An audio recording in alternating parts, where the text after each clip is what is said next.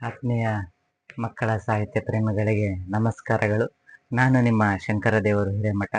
ಮಕ್ಕಳ ಸಾಹಿತ್ಯ ಕೃತಿಗಳ ರಚನೆ ಪರಿಚಯ ಸರಣಿ ಕಾರ್ಯಕ್ರಮಕ್ಕೆ ನಿಮ್ಮೆಲ್ಲರಿಗೂ ಸಹ ಪ್ರೀತಿಪೂರ್ವಕವಾದ ಸ್ವಾಗತವನ್ನು ಬಯಸ್ತಾ ಇದ್ದೇನೆ. ಮಕ್ಕಳ ಕೃತಿ ಪರಿಚಯ ಸರಣಿ ಕಾರ್ಯಕ್ರಮದಲ್ಲಿ ನಾವಿವತ್ತು ಬುಧವಾರ ಜೂನ್ 17, 2026 91ನೇ ದಿನಕ್ಕೆ ಕಾಲಿಟ್ಟಿದ್ದೇವೆ. ಇವತ್ತಿನ ದಿನ 91ನೇ ಸಾಹಿತ್ಯ ಕೃತಿಯ ಪರಿಚಯವನ್ನ ಮಾಡಲಿದ್ದೇನೆ. ಜಿ ಆನಂದ್ ಅವರು ಬರೆದಿರುವಂತ ಚಿಕ್ಕು ಬುಕ್ಕು ಅನ್ನುವಂತ ಶಿಶುಗೀತೆಗಳ ಸಂಕಲನ ಇದು. ಈಗಾಗಲೇ 2ನೇ ಮುದ್ರಣವನ್ನ ಕಂಡಿರುವಂತಹ ಶಿಶುಗೀತೆಗಳ ಸಂಕಲನವನ್ನ ಇವತ್ತು ನಾನು ಪರಿಚಯಿಸಲಿದ್ದೇನೆ. ಜಿ ಆನಂದ್ ಅವರು ಕವಿತೆಗಳನ್ನ ಬರೆದಿದ್ದು, ಅದಕ್ಕೆ ಸುಂದರವಾದ ಚಿತ್ರಗಳನ್ನ ಸಂತೋಷ್ ಸಸಿಹಿತ್ಲು ಅವರು ಸುಂದರವಾದ ಚಿತ್ರಗಳ ವಿನ್ಯಾಸವನ್ನ ಈ ಕೃತಿಗೆ ಮಾಡಿದ್ದಾರೆ. ಅಂದ್ರೆ ಕನ್ನಡ ವರ್ಣಮಾಲೆಯನ್ನ ಪರಿಚಯಿಸುವಂಥದ್ದು, ಶಿಶುಗೀತೆಗಳ ಜೊತೆಗೆ ಕನ್ನಡ ವರ್ಣಮಾಲೆಯನ್ನ ಪರಿಚಯಿಸುವಂತ ಕೆಲಸವನ್ನ ಈ ಕೃತಿಯಲ್ಲಿ ಆನಂದ್ ಅವರು ಮಾಡಿದ್ದಾರೆ.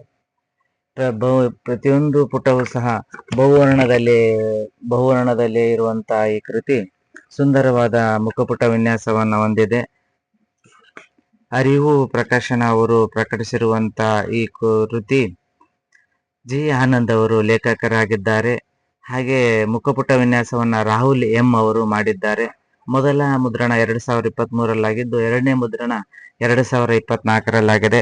ಅರಿವು ಬುಕ್ಸ್ ಅವರು ಈ ಕೃತಿಯ ಪ್ರಕಾಶಕರಾಗಿದ್ದಾರೆ. 175 ರೂಪಾಯಿಯನ್ನ ಬೆಲೆಯನ್ನ ಈ ಕೃತಿಗೆ ನಿಗದಿಪಡಿಸಿದ್ದಾರೆ. ಇಲ್ಲಿರುವಂತಹ ಪ್ರತಿಯೊಂದು ಪುಟವೂ ಸಹ ಬಹುವರ್ಣದಲ್ಲಿ ಮುದ್ರಣವಾಗಿದ್ದು, ಕನ್ನಡ ವರ್ಣಮಾಲೆಯನ್ನ ಅ ಇಂದ ಲ ವರೆಗೆ ಕನ್ನಡ ವರ್ಣಮಾಲೆಯನ್ನ ಒಂದೊಂದು ಶಿಶುಪ್ರಾಸದೊಂದಿಗೆ ಕಟ್ಟಿಕೊಡುವಂತದ್ದು, ಅಂದ್ರೆ ಮಕ್ಕಳಿಗೆ ಸರಳವಾಗಿ ತಿಳಿಸುವಂತಹ ಶಿಶುಪ್ರಾಸಗಳನ್ನ ಮಾಡಿದ್ದಾರೆ. ಅಂದ್ರೆ ಕನ್ನಡ ವರ್ಣಮಾಲೆಯ ಪರಿಚಯವನ್ನ ಶಿಶು ಸಾಹಿತ್ಯ ವಿಶೇಷವಾಗಿ ಮಕ್ಕಳ ಸಾಹಿತ್ಯದ ಬೇರು ಅಂತಾನೆ ಹೇಳ್ಬೋದು. ಏಕೆಂದರೆ ಚಿಕ್ಕ ಮಕ್ಕಳಿಗೆ ಶಿಶುಪ್ರಾಸಗಳ ಮೂಲಕ ಮಕ್ಕಳ ಸಾಹಿತ್ಯದ ಪರಿಚಯವನ್ನು ಮಾಡುವಂಥದ್ದು, ಹಾಗೆ ಮಕ್ಕಳಲ್ಲಿ ಪದ ಸಂಪತ್ತನ್ನು ಹೆಚ್ಚಿಸುವಂಥದ್ದು, ಮಕ್ಕಳಲ್ಲಿ ಪದ ಸಂಪತ್ತಿನ ಜೊತೆಗೆ ಕಲಿಕೆಯಲ್ಲಿ ಅವರು ತಮ್ಮನ್ನು ತಾವು ತೊಡಗಿಸಿಕೊಳ್ಳುವಂತೆ ಮಾಡುವಲ್ಲಿ ಶಿಶುಗೀತೆಗಳು ಮಹತ್ವದ ಪಾತ್ರವನ್ನು ವಹಿಸ್ತವೆ. ಶಿಶುಗೀತೆಗಳ ಕಾರಣದಿಂದಾಗಿ ಮಗು ಹಾಡುಗಳೆಂದರೆ ಇಷ್ಟಪಡ್ತದೆ. ಹಾಡುಗಳ ಮೂಲಕ ಅವನು ತರಗತಿ ಕೋಣೆಯಲ್ಲಿ ಉಳಿಯಲು ಮನಸ್ಸು ಮಾಡ್ತಾನ. ಹಾಗಾಗಿ ಹಾಡುಗಳು, ಕಥೆಗಳು, ಆಟಗಳು, ಭಾಷಾ ಆಟಗಳು ಇವೆಲ್ಲವೂ ಸಹ ವಿದ್ಯಾರ್ಥಿ ತರಗತಿ ಕೋಣೆಯೊಳಗೆ ಇರುವಂತೆ ಪ್ರೇರೇಪಿಸಲು ಮೂಲ ಕಾರಣ ಆಗುತ್ತೆ.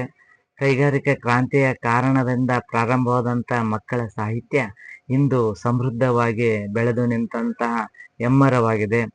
ಮಕ್ಕಳ ಸಾಹಿತ್ಯದಲ್ಲಿ ಶಿಶು ಸಾಹಿತ್ಯವು ಸಹ ತನ್ನದೇ ಆದ ಹೆಗ್ಗಳಿಕೆಯನ್ನ ಹೊಂದಿರುವಂಥದ್ದು. ಈ ಹಿನ್ನೆಲೆಯಲ್ಲಿ ಕನ್ನಡ ವರ್ಣಮಾಲೆಯನ್ನ ಪರಿಚಯಿಸುವಂಥದ್ದು.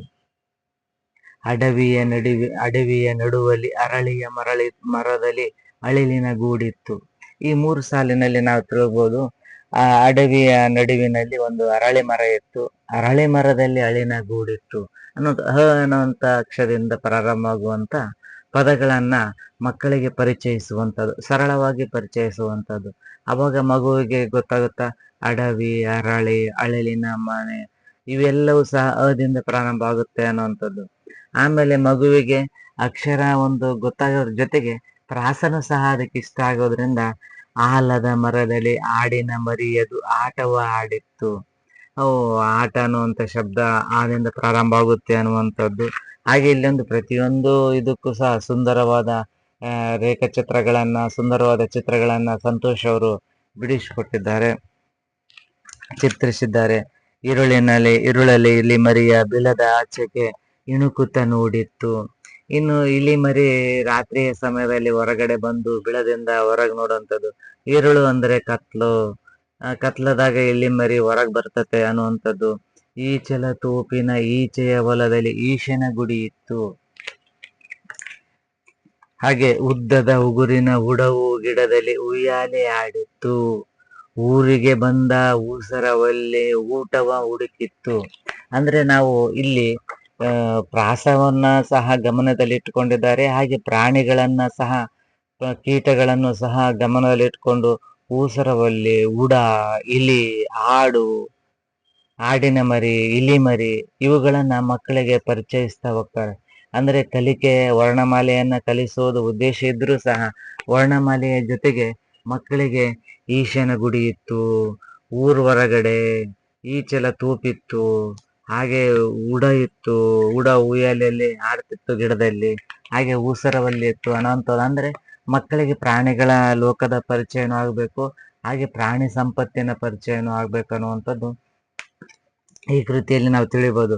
ಋಷಿಗಳ ಕಂಡು ಋತುಗಳ ರಾಜ ವಸಂತ ಹಿಗ್ಗಿತ್ತು, ಎತ್ತಿನ ಗಾಡಿ ಎಮ್ಮೆಯ ನೋಡಿ ಎತ್ತಲು ಎಳೆದಿತ್ತು. ನಾವು ದಿನನಿತ್ಯ ಜೀವನದಲ್ಲಿ ನೋಡ್ತಿರ್ತೀವಿ, ಎತ್ತಿನ ಗಾಡಿ ಹೋಗ್ಬೇಕಾದ್ರೆ ಒಂದೊಂದ್ಸಲ ಸೀದಾ ಹೋಗ್ತವೆ, ಒಂದೊಂದ್ಸಲ ಒಂದ್ ಎತ್ತು ಆ ಕಡೆ ಹೇಳಿದ್ರೆ ಒಂದ್ ಎತ್ತು ಈ ಕಡೆ ಹೇಳೋದು ಮಾಡ್ತಿರ್ತವೆ. ಅವಾಗ ಮಾಲೀಕ ಯಜಮಾನ ಅದಕ್ಕೆ ಹೊಡೆದ ಮೇಲೆ ಮತ್ತೆ ಸರಿಯಾದ ದಾರಿಯಲ್ಲಿ ಹೋಗುವಂತದ್ದನ್ನ ನಾವು ಗಮನಿಸ್ತೀವಿ. ಅದು ಮಕ್ಕಳು ಸಹ ನೋಡ್ತಿರ್ತಾರೆ. ಅದನ್ನ ಇಲ್ಲಿ ದಾಖಲಿಸುವಂತಹ ಕೆಲಸ ಮಾಡಿದ್ದಾರೆ. ಹಾಗೆ ಪ್ರತಿಯೊಂದು ಪುಟದಲ್ಲಿ ನೋಡ್ಬೋದು ಒಂದೊಂದು ಪ್ರಾಣಿಗಳನ್ನೇ ಮಕ್ಕಳಿಗೆ ಪರಿಚಯಿಸುವಂತದ್ದು. ಅಂದ್ರೆ ಮಕ್ಕಳಿಗೆ ತಮ್ಮ ಸುತ್ತಮುತ್ತ ಇರುವಂತಹ ಪ್ರಾಣಿಗಳನ್ನ ಪರಿಚಯಿಸಿದ್ರೆ ಸುಲಭವಾಗಿ ಅವರು ಕಂಡುಹಿಡಿತಾರೆ ಅನ್ನುವಂಥದ್ದು. ಏರಿಯ ಬದಿಯ ಏರುವ ದಾರಿಯಲ್ಲಿ ಏಡಿಯು ಸಾಗಿತ್ತು, 5 ಸೊಂಡಿಲ ಐರಾವತವು ಐಸಿರಿ ತಂದಿತ್ತು. ಈ ಐರಾವತ ನೋಡ್ಬೋದು, ಇಂದ್ರಲೋಕದ ಐರಾವತ 5 ಸೊಂಡಿಲುಗಳನ್ನು ಹೊಂದಿರುವಂತದ್ದು ಐಸಿರಿ ಸಂಪತ್ತನ್ನ ತಂದಿದೆ ಅನ್ನುವಂಥದ್ದು. ಒಂಟಿ ಕಣ್ಣಿನ ಒಣಕಲು ಒಂಟೆ ಒಳಗಡೆ ಬಂದಿತ್ತು, ಓತಿ ಕ್ಯಾತ ಓಡಾಡಿಕೊಂಡು ಓಡಿ ಹೋಗಿತ್ತು. ಇಲ್ಲಿನೂ ಸಹ ಪ್ರಾಣಿ ಪ್ರಪಂಚವನ್ನೇ ಪರಿಚಯಿಸುವಂಥದ್ದು. ಒಂಟೆ ಇರ್ಬೋದು, ಊತಿಕಟ ಇರ್ಬೋದು, ಹಾಗೆ ಔತಣ ಕೂಟಕ್ಕೆ ಔದಾರ್ಯದ ಕರೆಯೂ ಬಂದಿತ್ತು, ಅಂಗಳದಲ್ಲಿ ಅಂಕದ ಕೋಳಿಯು ಅಂಗಾತ ಮಲಗಿತ್ತು. ಇಲ್ಲಿ ಪ್ರಾಣಿ ಪ್ರಪಂಚವನ್ನ ಮಕ್ಕಳಿಗೆ ಏಕೆ ಪ್ರಾಣಿ ಪ್ರಪಂಚ ತುಂಬಾ ಮುಖ್ಯ ಆಗುತ್ತೆ ಅನ್ನುವಂಥದ್ದು. ನಾವು ಮಕ್ಕಳು ಚಿಕ್ಕವರು ಇರುವಾಗಲೇ ನಾವು ಅವರಿಗೆ ಭಾಷಾ ಪ್ರೇಮವನ್ನ ಹೇಳಿಕೊಡೋದ್ರ ಜೊತೆಗೆ ನಾವು ಸಭ್ಯತೆಯನ್ನ, ಮೌಲ್ಯ ಶಿಕ್ಷಣವನ್ನ ಹೇಳಿಕೊಡೋದ್ರ ಜೊತೆಗೆ ಪರಿಸರ ಪ್ರೇಮವನ್ನ, ಪರಿಸರ ಕಾಳಜಿಯನ್ನ, ಪ್ರಾಣಿಗಳನ್ನ ಪ್ರೀತಿಸುವುದನ್ನ, ದೇಶವನ್ನ ಪ್ರೀತಿಸುವುದನ್ನ ನಾವು ಚಿಕ್ಕ ವಯಸ್ಸಿನಲ್ಲಿ ಹೇಳುವಂಥದ್ದು ತುಂಬಾ ಅವಶ್ಯಕ ಆಗುತ್ತೆ. ಯಾಕಂದ್ರೆ ಮಕ್ಕಳು ಚಿಕ್ಕ ವಯಸ್ಸಿನಲ್ಲಿ ಏನ್ ಕಳೀತಾರೆ ಅದನ್ನ ಅವರು ಸದಾ ಸ್ಮರಿಸ್ತಿರ್ತಾರೆ, ಹಾಗೆ ಅದನ್ನ ಸದಾ ನೆನಪಿನಲ್ಲಿ ಇಟ್ಕೊಳ್ತಿರ್ತಾರೆ.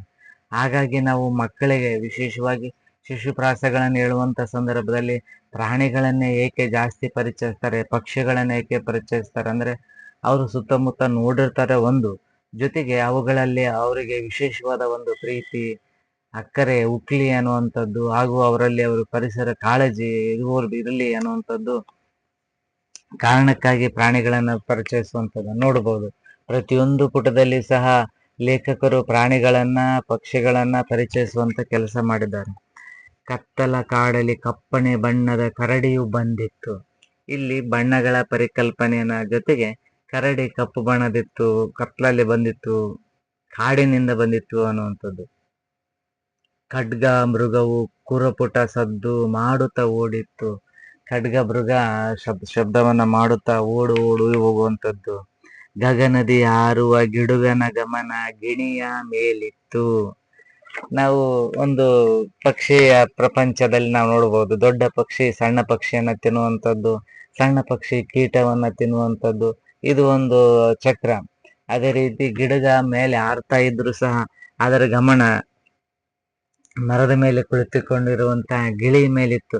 ಅದನ್ನ ಯಾವ ರೀತಿ ತಿನ್ಬೇಕು, ಹೇಗೆ ತಿನ್ಬೇಕು ಅಂತ ಹೊಂಚಾಕಿ ಅದು ಗಿಡಗ ಮೇಲೆ ಹಾರ್ತಾ ಇತ್ತು. ಘಳಿಗೆಗೆ ಒಮ್ಮೆ ಗಂಟೆಯು ಘಣಘಣ ಸದ್ದನ್ನು ಮಾಡಿತ್ತು. ಚಂದದ ಚಂದ್ರಮ ಚೆಂಡಿನ ಹಾಗೆ ದುಂಡಗೆ ಕಂಡಿತ್ತು. ಈ ಹುಣ್ಣಿಮೆ ಚಂದ್ರ ಹುಣ್ಣಿಮೆ ದಿನ ದುಂಡಗೆ ಕಾಣ್ತಾನೆ, ಚಂದಿನ ಹಾಗೆ.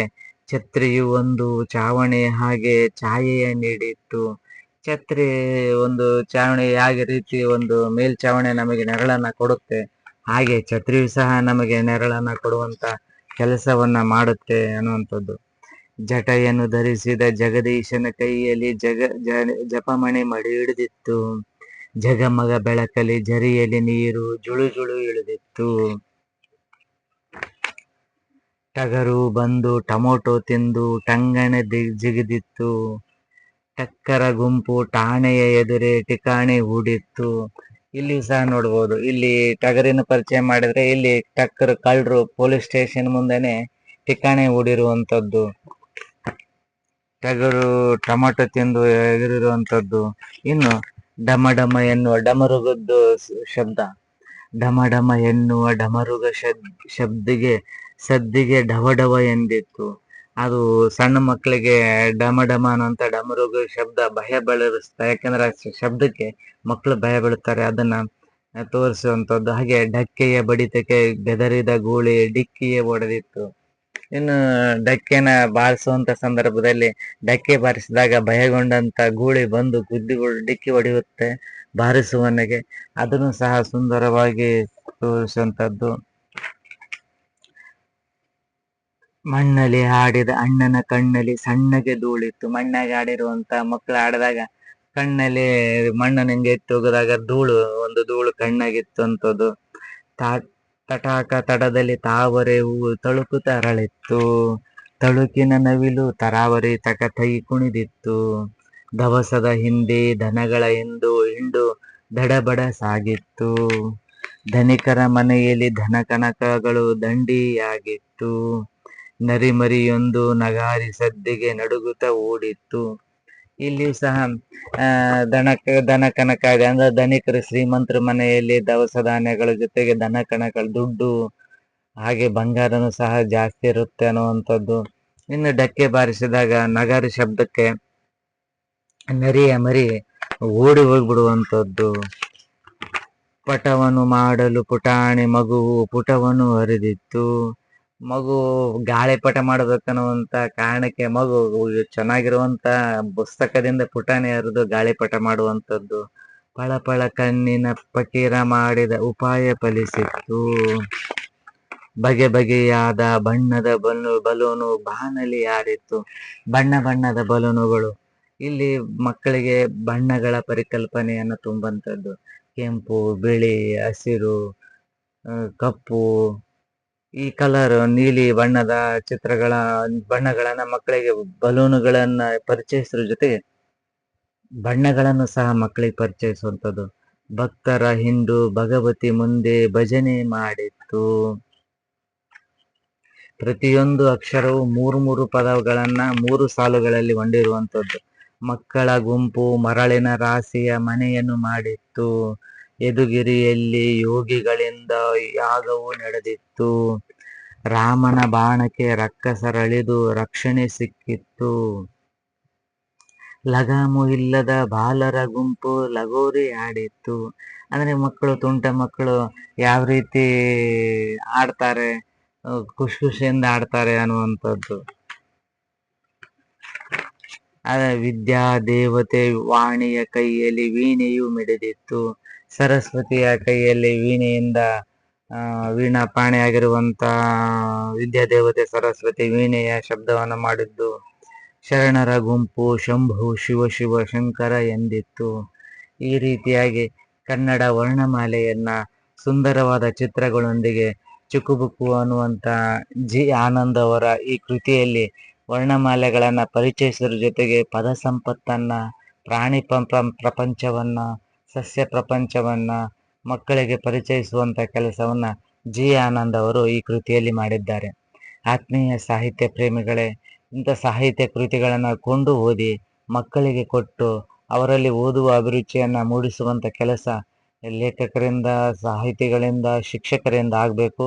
ಹಾಗೆ ವಿಶೇಷ ಸಂದರ್ಭದಲ್ಲಿ ಶಾಲಾ ವಾರ್ಷಿಕೋತ್ಸವ, ಮಕ್ಕಳ ಹುಟ್ಟುಹಬ್ಬ ಸಂದರ್ಭದಲ್ಲಿ ಇಂಥ ಸಾಹಿತ್ಯ ಕೃತಿಗಳನ್ನ ವಿದ್ಯಾರ್ಥಿಗಳಿಗೆ ಕೊಟ್ಟು ಅವರಲ್ಲಿ ಓದುವ ಅಭಿರುಚಿಯನ್ನ ಹಾಗೂ ಓದುವ ಆಸಕ್ತಿಯನ್ನ ಹೆಚ್ಚಿಸುವಂತ ಕೆಲಸ ಆಗಬೇಕು. ಅದೇ ರೀತಿ ಇವತ್ತಿನ ದಿನ 91ನೇ ಸಾಹಿತ್ಯ ಕೃತಿಯ ಪರಿಚಯ ಸರಣಿಯನ್ನ, ಈ ಕೃತಿಯ ಪರಿಚಯದೊಂದಿಗೆ ಇವತ್ತಿನ ಪರಿಚಯ ಸರಣಿಯನ್ನ ಮುಗಿಸ್ತಾ ಇದ್ದಾನೆ. ನಾಳೆ ಮತ್ತೊಂದು ಸಾಹಿತ್ಯ ಕೃತಿಯ ಪರಿಚಯದೊಂದಿಗೆ ನಿಮ್ಮ ಮುಂದೆ ಹಾಜರಾಗ್ತೇನೆ. ಅಲ್ಲಿವರೆಗೂ ಧನ್ಯವಾದಗಳು.